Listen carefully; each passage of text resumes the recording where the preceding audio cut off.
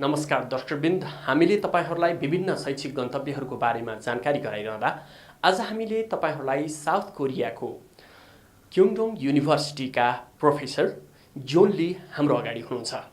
उहाँले साउथ कोरियामा कस्ता खालका शैक्षिक अवसरहरू छन् र आफ्नो युनिभर्सिटीमा सञ्चालित शिक्षण प्रणालीका बारेमा हामीलाई जानकारी गराउनुहुन्छ। आउनुहोस् दर्शकवृन्द, उहाँलाई कार्यक्रममा स्वागत गरौँ। Professor John, you are welcome on our show. Thank you. Okay.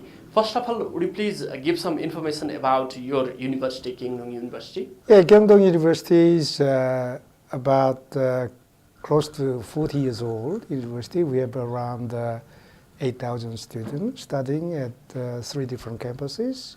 And among them, around 600 international students studying various disciplines. And I think we are also ranked as a number 2, top ranking number 2, in terms of employment rate for the student.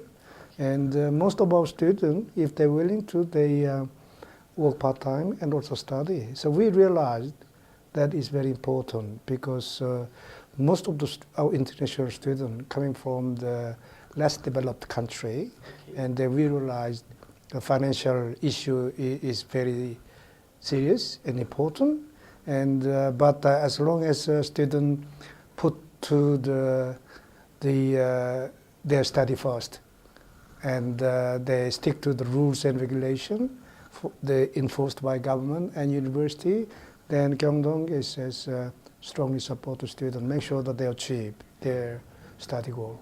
How you start your career in international era, so then after how you aspire that you have to highlight the national education, so that you are leading on the university and going on that way. So would you please give some information about your career, so that how you aspire to work on education sector? Okay. I left my country when I was a young man, and because I thought there would be more opportunities if I study other country and getting foreign qualification, which I did. And I became the college president in Australia in 1997. And based on my experience as a student, I spent 10 years at the university to get my 4 degrees. I studied physics for my bachelor degree and studied computer science for my 2 master and 1 PhD of computer science. I spent 10 years at the university. I know how difficult it is and what kind of life is going to be. So I had a lot of problems and a lot of difficulties. Now I don't want to see my students having same problem I had. So that is why I'm trying to share my experience, not as a professor.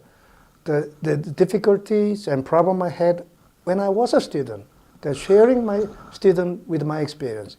Then they can skip the problem I had. That's one thing. So now also another aspect of international education at this moment, globalization and student mobility. Student goes everywhere. According to statistics, about 5 million students move around as we speak right now. People predict more than 8 million students will move around by next year. It's a huge number, which means we have to, as a university, we have to do enough. We have to do enough to accommodate those student mobility.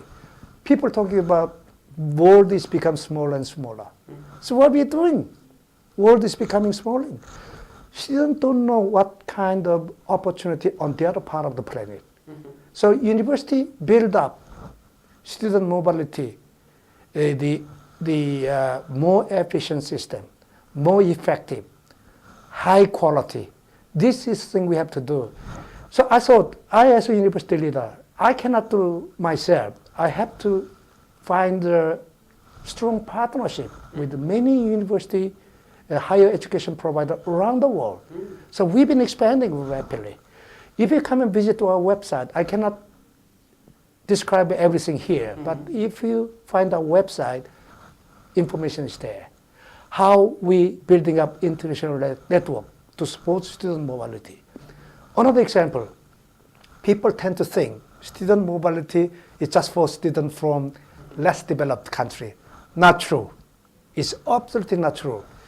If I look at the statistic, the advanced country student, about 30 to 40%, they don't want to move around. They believe their education system is the best. They don't have to move around. They don't see any point for them to move around. But another 60, 70% student, if they can fix the problem they have, they're willing to move around, even develop the country. What are the problems? Problem number one, finance. Number two, they're scared. They're scared to leave their family. And number three, opportunity. If they have a much better opportunity, they're willing to move around. So this is the fact. How much university understand this? So we need to share. Nobody's perfect. I have my own strengths, our own weakness. Then we share and we maximize the strengths together. Eliminate weakness together. This is what I've been working for the university over 20 years as a leader. Before then, I used to work for IBM. I was the technical leader in the IBM. I was involved in the developing technical product. But I'm using that to upgrade our teaching in my area, my discipline area. I want to see the same thing happening to all other disciplines. So this is not the one single player. We have to play together. Even within one campus, leader, good leader, consolidate all the strengths into one, which can be delivered to the student. But if you expand your eyes, then we work together, all the international partners, collect their strengths, consolidate into our education product, and deliver the best. That's what I'm exactly doing. It's been my ambition last 2-3 decades. Okay, to survive on the market, student could have pursued their global perspective education. To give global perspective education, what sort of the strategy taken over by the Kingdom University? I like you asking that question. As you know, I haven't seen any single university not talking about globalization. Every university talking about globalization. Exactly. But what I believe, if you want to go for globalization, you have to be competitive internationally. What I see, by the way, many students, they go to global market. The education product they've been exercising last 10, 20 years. Then without any changes, any upgrade for the global market, just go to the market. Then how can you be the competitive in global area? So what I believe, if university really want to be globalized, then the first thing they have to do, they have to change their curriculum. It's not just minor changes. I think it must be huge changes to be competitive. This is exactly what we did before we start taking students from other country. Talking about the South Korea, previously it's a like job destination for Nepali, but due to the changes of technology, education and prosperity, now students are choosing as a study destination. Right. So how you define these things? It's very difficult question to answer, but as you know, the Korean economy has been growing so rapidly. It's become one of the biggest economy in the world. Then we have to find out how they did it, how we did it. And this is not just done by small faction. It's done by whole community and whole country. Then, of course, the basic ground is education. So this is, the employment rate from industry is declining everywhere. And also we have to read what industry need. And what I see there, what I always believe, universities are not doing enough to support university demand. So let me give you one fact. I've been the investigating. Most of the Korean industry, they put the English is very important factor when they hire people, but it's not really anymore. What I believe. If you look at let's say India, if you go to Chennai, there are huge factory, Samsung, Hyundai, many other companies. Less than 5% of employee Korean. They are management. Over 95% is Indian people. How they communicate each other? English medium. English is not first language for Korean. English is not first language Indian. Then they communicate each other with the second language. Okay. Indian people don't understand 100% understand Korean culture or language, and same as Korean management. So they're having communication problem every day. Okay. So what I'm hearing, because this is the thing university has to do, I'm putting a lot of effort to collect the information from in industry, to cater for. Okay. Why we do it? More than 90% of our students, after undergraduate degree, what they want to do? Good job, good income. Then student must be competitive. We're teaching students 4 years at the campus. Oh. Undergraduate degree is 4 years study. Yeah. If we cannot make a student competitive and meeting the industry demand, what's the point of spending time? If university does that, it's so irresponsible. So what I hear, best candidate for the big company like a Samsung, Hyundai, those companies, say, Nepali student, come to Korea, take a degree there, learn the technologies and whatever qualification they want to pursue, then come back and join the company in offshore. Then they understand Korean culture. They understand Korean practice. Okay. They understand even Korean language. They are the best candidate for Korean industry, for their international operation. So this is exactly we have to look into in terms of the international education. Why Nepali and many other countries didn't come to Korea? It's a huge commitment. We have to make sure that we're not going to end up wasting their time and wasting their life.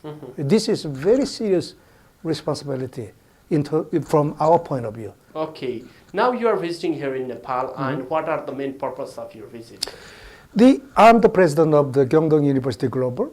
When I left my country to study other country many decades ago, nobody around helped me.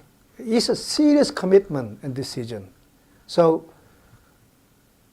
whenever I can find the time, I'm happy to come around, meet the student and parent, and talk to them and giving my advice.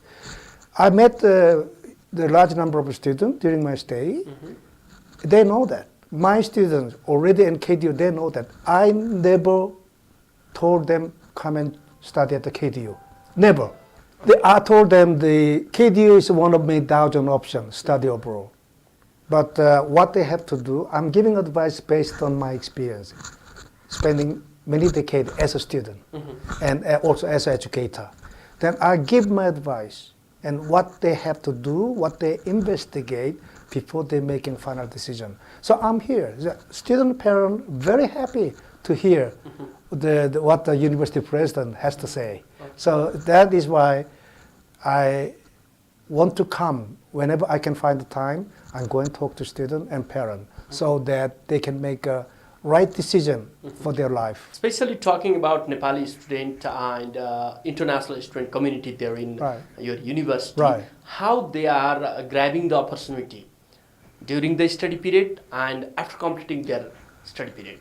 Okay, we have a special team in international office. We have a job support team, and some students want to work part-time. Then we have a condition to be assisted for part-time job finding, and because they have to consider study is priority number one. As long as they're doing good, okay with their study, then our team find a job for the student. Employer approach us looking for student for their part-time job. Then our team goes there, find out safety, environment, work environment, and how much they pay, level of wages. Then if we think is everything okay, then we place our student for part-time job. So that's the one thing. And also another aspect of employment service, when they finish the degree, they have to find a job, professional job now. Okay, it's different from part-time job. This is really determine their life, quality of their life for many decades to come. So we support all this, and it's not trying to place student to the industry. We have to make sure student qualified, student gained enough knowledge and technical experience and skill, industry happy about. Then you don't have to push too much. Industry come to you asking student graduate. For example, we have a huge industry around campus, many small or medium or big size the industry. They're happy with the Nepali student, by the way. They said to me, please, Professor Lee, send a Nepali student. I'm very happy. So also, on the other hand, do not send the student from this particular country. You see that depending on how student does, it affects very seriously the reputation of the country. So we are telling students all the time like this. It's not just you, it's just for your parent, and furthermore, your country. So our students realize that very well. This is our education principle. Okay. Do KDU offer scholarship for deserving student? Right, of course. Some student got the scholarship is wrong, and the scholarship must be earned by student based on their academic merit, excellence. So we're not just giving away. If student qualified, we don't have any limit to offer scholarship, but it's not for everyone. Someone deserves. So that is why the student getting scholarship KDU at KDU is highly recognized by industry because their quality and their excellence of education, their background. Okay. Especially Silicon Education Consultancy is promoting South Korea and as well as KDU here in local market. So what is your working experience with them? Silicon, the young boys, group of young boys. I met them about 6 or 7 years ago when they start the business. Then I've been with them for, say, since then. Then they're honest and they are highly professional, and I regard them as a very trustworthy partner. So that is why we nominate them to represent us. And so that they can support the student preparing document. We train them to assess the first line of student application. If they're happy with this and verifying document, verifying qualification, then everything, they're based on entry requirement from KDU. Then if they recommend it, then our formal application processing starts. Okay. So without recommendation by Silicon, we said no, because it's first verification of the application. I have to admit, international market, there are very funny people around. We don't want to deal with them. So this is my experience, the over 10 years experience as a university leader. So I have my own criteria to when decide to work with the people. So I think in that sense, Silicon is very highly qualified organization. I trust them. Okay. So finally, those students and parents who are really interested to know about the KDU and those students who are interested to enroll on KDU, what is your message to them? Yeah. When I talk to student parent, you know what? Number one question first, can I work part-time? That's number one question. I said to them, that's a stupid question. Your first question must be, what am I going to learn? Tell me your curriculum. Why I have to come to KDU or why I have to come to your university? What is the difference from others? So it has to start with the curriculum. That's exactly what I said a few minutes ago. University go out to the market, global market, without changing themselves, without what they've been doing last 2, 10, 20 years. And they have not been internationally competitive. How can become internationally competitive without changing? So this is exactly what parents, students have to do. Number one question, What am I going to learn? What am I going to learn from your university? What is the curriculum? What sort of skill I can gain? It's just 4 years of spending their life. You've got to be serious about it. You're not coming to Korea to make ice cream money, to make a part-time job. It's not like this. It's more than that. It's professional life. Then what it means, they have to be professionally qualified so that then industry will come and grab you. This is exactly what we are doing last 10 years. Okay. Thank you so much for Thank your you. valuable solution and time. Thank you for having me. Thank you.